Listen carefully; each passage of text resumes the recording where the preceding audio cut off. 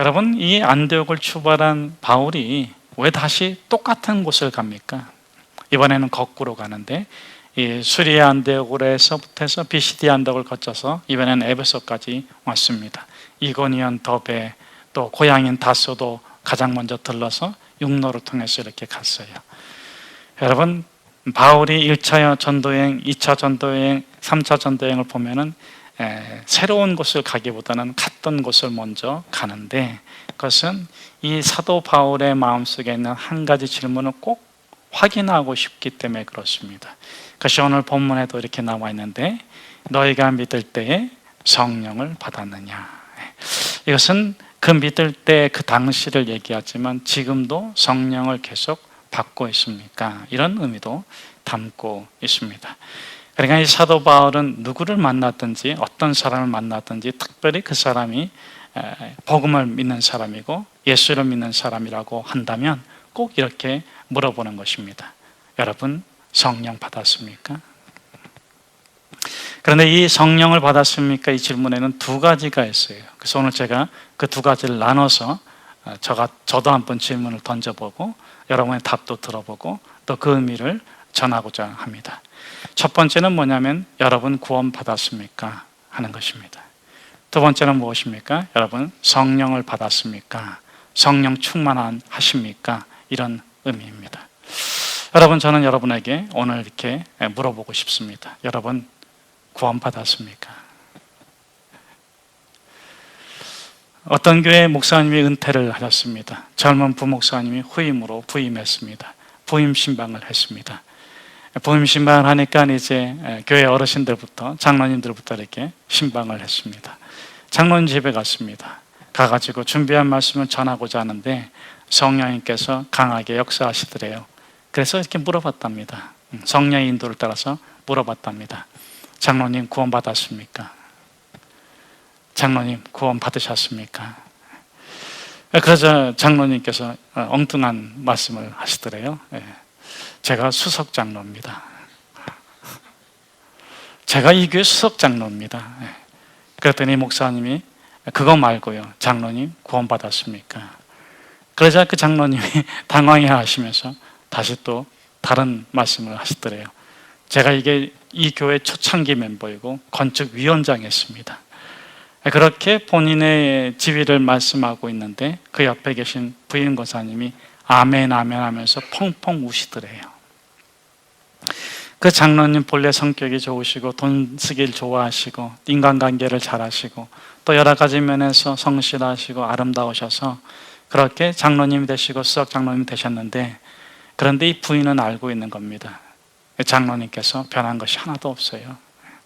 예수 믿기 전이나 예수 믿고 나서나 교회 다닐 때나 교회 다니기 전에나 달라진 것이 없습니다. 오히려 교회 다닐 때는 교회 와서 봉사도 잘하시고 기도도 잘하시고 하시는데 세상에서는 예전에 여전한 방식대로 옛날 그대로 하시고 있는 것을 이 부인이 알고 계신 거예요. 그래서 그 부인 권사님이 하면하면서 막 펑펑 울더래요. 그날 그 가정의 구원이 시작됐습니다. 여러분, 제가 이렇게 묻는 것을 용서하시고 여러분이 한번 대답해 보십시오.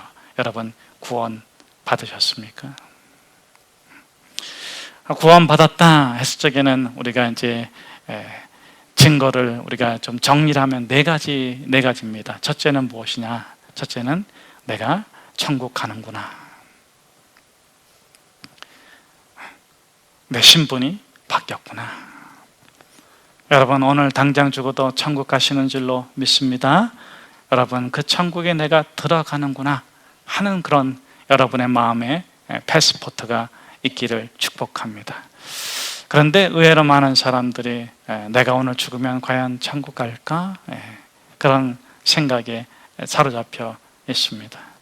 여러분, 저는 저와 여러분이 시민권이 바뀐 사람이 되기를 축복합니다.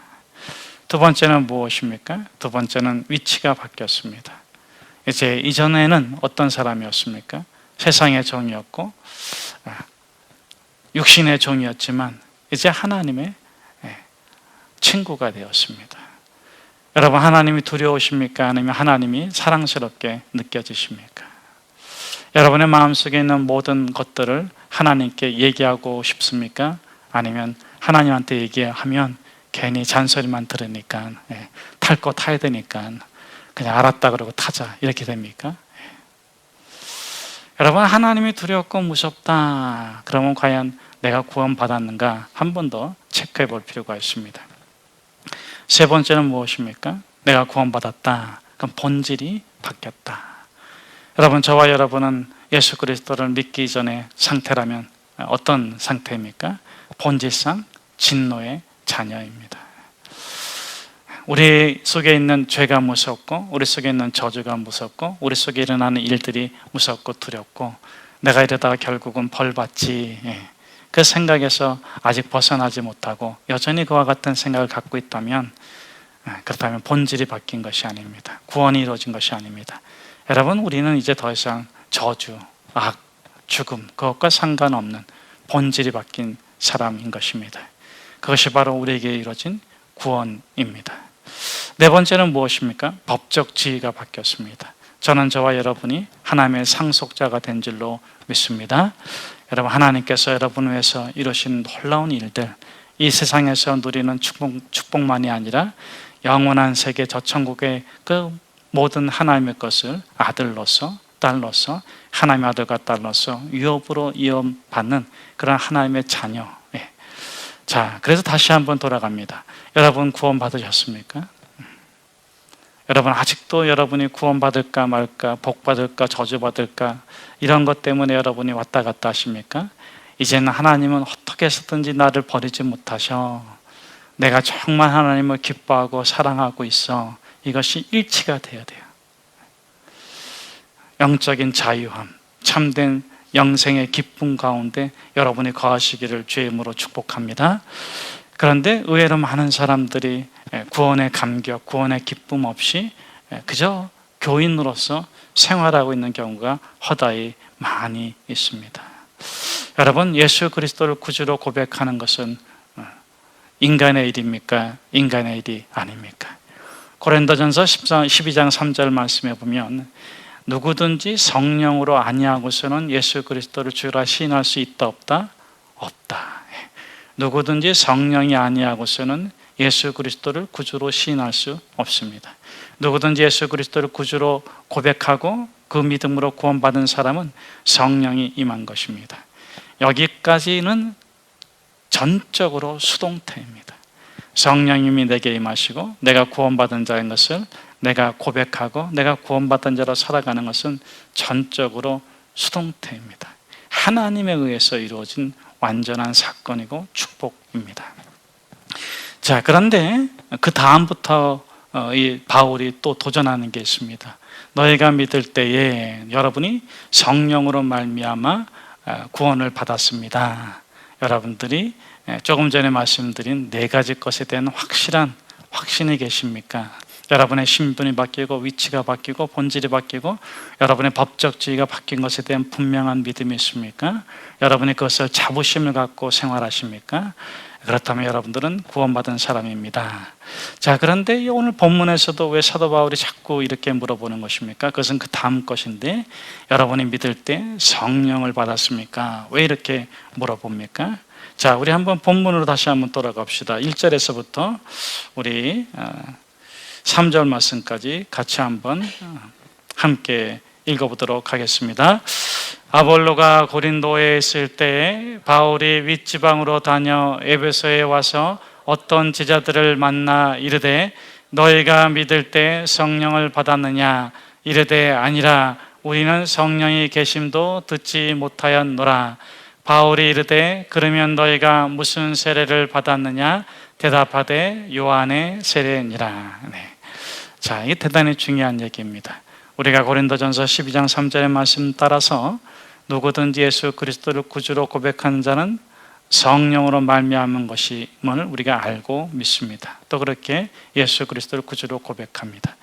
그런데 성령이 임하지 아니하고 학습적으로 예수를 구주로 고백한 자들이 있다 없다? 있다.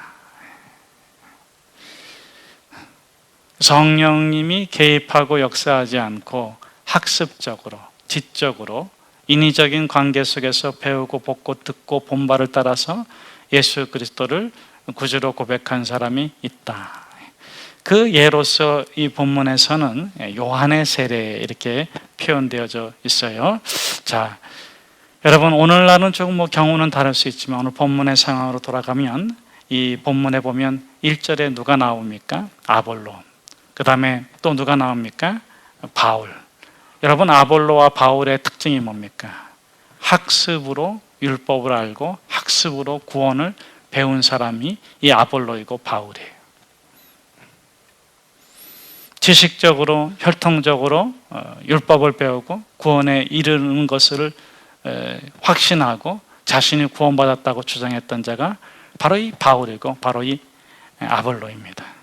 근데 이 아볼로는 어디서 깨졌습니까? 브리스길라 아굴라가 데려다가 더 자세히 성경을 풀어 일으키니까 그때서 비로소 성령이 주시는 구원을 받게 됐습니다.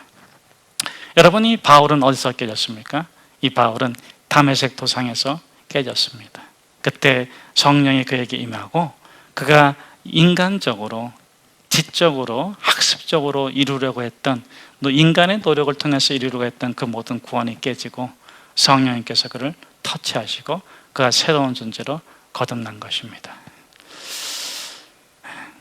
오늘 바로 이 아볼로와 또 바울과 같은 사람들이 그 아시아 에베소 지역에 많이 있는 거예요. 또 성령으로 구원받았음에도 불구하고 유대주의자들이 와서 모세율법을 믿어야 한다, 할례를 받아야 한다, 율법에 따른 음식을 지켜서 먹어야 된다, 그렇게 유대주의자들이 설명하고 설득하면 그 유대주의로 넘어가는 사람들이 의외로 많이 있었어요. 그래서 이 초대교회는 항상 이 유대주의와 이 기독교인들, 그리스도인들의 충돌이 많이 있었던 것입니다.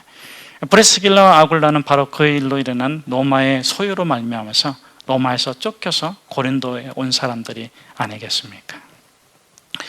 여러분 바울이 그래서 어딜 가든지 이렇게 물어보는 겁니다. 구원 받았습니까? 성령 받았습니까? 성령의 충만한 가운데 지금 거하고 계십니까?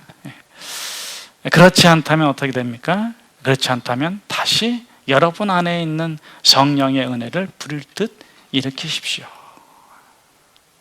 그래야 여러분들의 영이 살고 여러분의 육이 살고 여러분의 삶의 모든 것들이 형통하게 되어질 것입니다.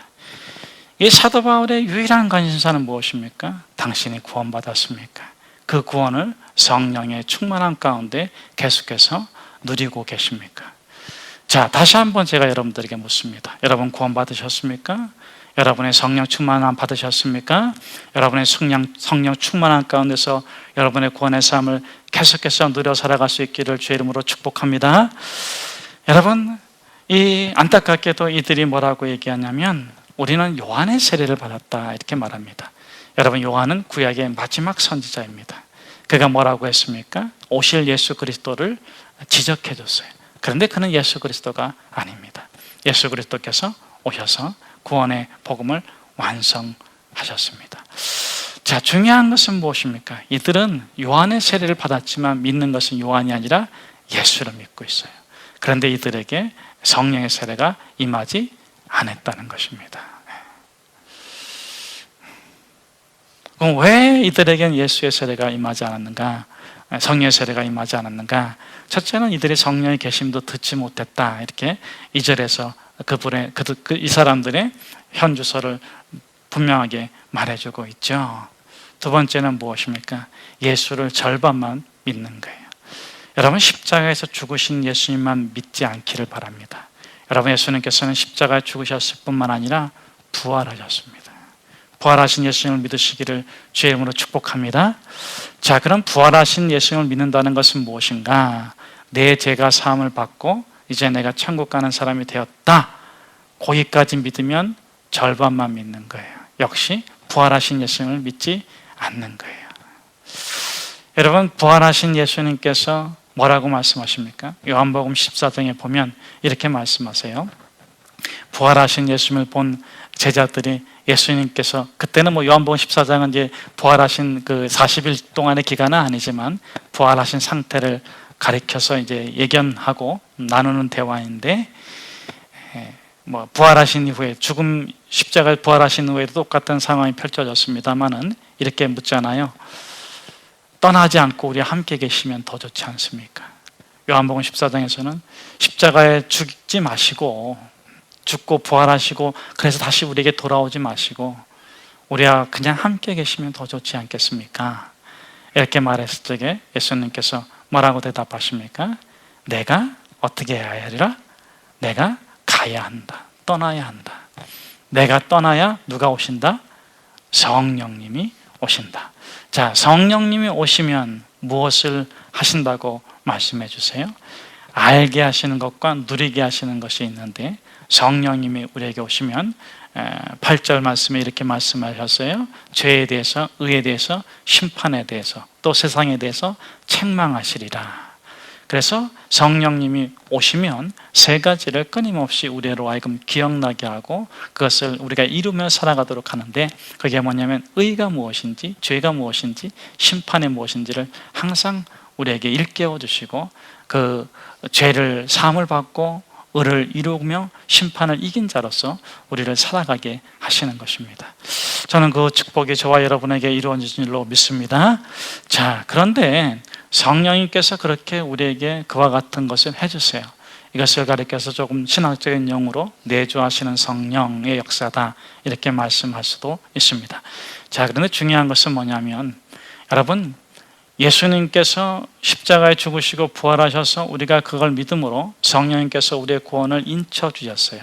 인쳐주심으로 인해서 우리가 죄가 무엇인지 알고 의가 무엇인지 알고, 그래서 하나님의 심판을 이기고 구원을 받았는데, 우리 주님께서는 우리가 거기까지 머물기를 원치 않으세요. 그래서 떠나가신 거예요. 그래서 성령님이 오시는 거예요. 성령님이 오시면 어떻게 되는가? 우리가 예수 그리스도의 형상과 모양을 회복해서 하나님의 나라를 온전히 이루어가는 것을 가능하게 하십니다. 자, 그것이 사도행전의 핵심이고 전부이기도 해요. 자, 그래서 사도행전 1장 8절을 한번 암송해 보도록 하겠습니다. 한번 암송해 보겠습니다. 시작. 오직 성령이 너에게 임하시면 너희가 권능을 받고 예루살렘과 온 유다와 사마리아와 땅끝까지 이르러 내 증인이 되리라. 여러분, 왜 이 사도행전 1장 8절 말씀을 예수님께서 제자들에게 해주셨습니까? 제자들이 뭐라고 했기 때문에, 뭐라고 했습니까? 주의 나라를 회복하심이 이때니까. 부활하신 주님을 배웠고 이 제자들이, 모인 무리들이 부활하신 주님께 주의 나라를 회복하심이 이때니까, 그러면 어떻게 하겠다는 거예요? 자기들이 회복하겠습니다. 여러분, 하나 물어봅시다. 예수님의 제자들 중에서 대표적으로 베드로가 예수님께서 십자가에 못 박히시기 전에 3번 부인했어요? 안 부인했어요? 부인했어요. 자, 그럼 거기서 베드로가 죽었다, 이게 가정입니다. 물론. 그러면 그 베드로가 천국 갔어요? 못 갔어요?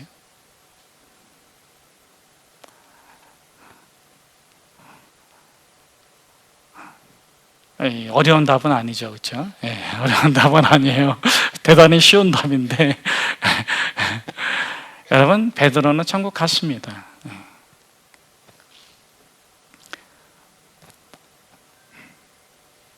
베드로가 닭 울기 전에 3번 예수님을 부인했을 적에 그러고 나서 어떤 사고로 죽음을 당했다, 그런 일은 없었지만 그렇다고 해도 천국 갔어요. 여러분, 저와 여러분에게, 또 베드로에게 이미 이루어진 구원은 저와 여러분의 행위에 따르지 않습니다. 예수 그리스도의 은혜의 선물이고 전적인 그분의 구원의 역사이십니다. 그래서 우리가 성령을 받으면 우리가 구원을 받아요. 그런데 그럼에도 불구하고 성령의 세례, 예수의 세례를 받은 자들에게 성령 충만을 받으라고 성경이 말씀하고 있는 이유는 무엇인가? 오늘 본문에서 사도 바울도 그것을 말해주고 싶은 거예요. 여러분 성령의 세례를 받으시고 성령 충만을 받으시고 여러분이 계속해서 성령 충만한 사람으로 살아가십시오. 그것이 십자가에서 죽으시고 부활하신 예수 그리스도께서 저와 여러분에게 진심으로 바라는 것입니다. 여러분, 아버지의 나라를 회복하심이 이때니까 이렇게 물어보는 제자들에게 때와 기한은 하나님께 맡기고 너희가 성령을 받아라 이렇게 말했을 때는 너희들이 구원을 다시 받아야 된다 이런 게 아닙니다. 너희들이 나 배배 안 하고 도망갔으니까 구원을 다시 받아라 이런 거 아닙니다. 여러분, 그런 유치한 신앙에서 벗어나기를 축복합니다. 여러분, 그런 생각들은 다 벗어버리세요. 던져버리세요.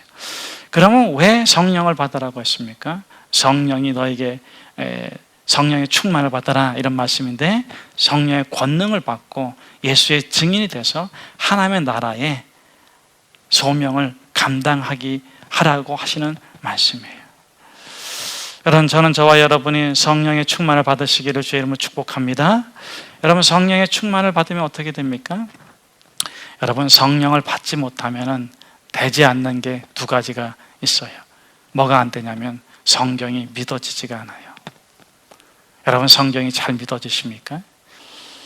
여러분, 우리가 온전한 믿음을 갖고 성령이 임하시면 이 성경의 모든 내용들이 믿어지기 시작하는 거예요. 아니, 어떻게 물로 포도주를 만들어? 아, 그분이 창조주 하나님이시지. 아니, 어떻게 죽은 자가 살아나? 아, 그분이 흙으로 인간을 만드신 분이지. 그분에 대한 정확한 인식과 이해가 그 마음속에서 일어나자 성경의 모든 내용이 믿어지기 시작하는 거예요. 여러분, 저는 저와 여러분이 믿음의 사람이 되시기를 주의 이름으로 축복합니다. 두 번째로, 여러분, 성령을 믿어야지만 받으면 믿어지는 거예요. 두 번째로, 성령을 받지 않으면 어떻게 됩니까? 사람이 변하는 것에 대한 기대 또는 믿음을 갖지는 못해요. 여러분, 사람이 정말 변하던가요? 예수 그리스도께서 십자가에 달리시기 전에 그 베드로가 그렇게 3번이나 부인했지만, 여러분, 예수님께서 디베랴 호숫가에서 그 베드로를 만나서 뭐라고 말씀하십니까? 이미 너는 변화되었다. 그러기에 예수님께서 그 베드로에게 뭐라고 말씀하십니까? 내 양을 먹이라, 내 양을 치라, 내 양을 먹이라. 여러분, 성령 받으면 그렇게 우리가 믿음을 갖게 되고 사람에 대한 야곱이 변해서 이스라엘이 될 것이라는 그런 건강한 기대, 건강한 확신 가운데 거하게 되는 것입니다. 여러분, 성령이 임하면 어떤 일이 일어납니까? 가장 중요한 것은 무엇이냐면 하나님이 반드시 이루실 그 일을 알게 되고 그 일에 동참하게 되는 거예요. 그것이 바로 오늘 바울의 일입니다. 여러분, 바울이 왜 다시 윗지방을 통해 가지고 에베소에 왔습니까? 여러분, 그 에베소에서 오늘 본문에 보니까는 한 12사람쯤 됐다 그래요. 그리고 그들 6달 동안 강의했고 다시 장소를 옮겨서 두란노에서 2년 동안 가르쳤다. 그런데 여러분, 바울이 본 게 뭡니까? 그 12명이 그 온 아시아에게 복음을 전하는 그 미래의 환상을 본 거예요. 그것은 인간의 꿈이 아니고 인간의 환상이 아니라 하나님께서 작정하신 일을 본 것입니다. 그렇기 때문에 이 에베소에서 약 3년 동안 이 바울은 소수의 사람들에게 복음을 전하고 그들에게 성령과 함께 살아가는 삶을 가르쳐주고 그들을 통해서 온 아시아가 복음의 세상으로 바뀌어진 것을 우리가 보게 되는 것입니다. 저는 저와 여러분이 예수 그리스도를 믿고 구원받기를 주의 이름으로 축복합니다. 저는 저와 여러분이 이 시간에도 성령의 임재 가운데 있기를 주의 이름으로 축복합니다. 여러분, 성령의 충만을 받으시기를 주의 이름으로 축복합니다. 그리고 여러분이 정말 아프고 힘들고 괴롭고 어렵고 고통스러운 일이 있다면 여러분 그거 딱 붙잡으시고 기도하세요. 그리고 하나님 앞에서 해결을 받으세요. 하나님께서 작정한 뜻을 여러분의 뜻으로 받아들이세요. 그리고 그 길을 가십시오. 그러면 세월은, 시간은 흐르겠지만 반드시 그 일이 해결되고 하나님께서 그 일을 통해서 큰 역사를 이루어 주실 줄로 믿습니다.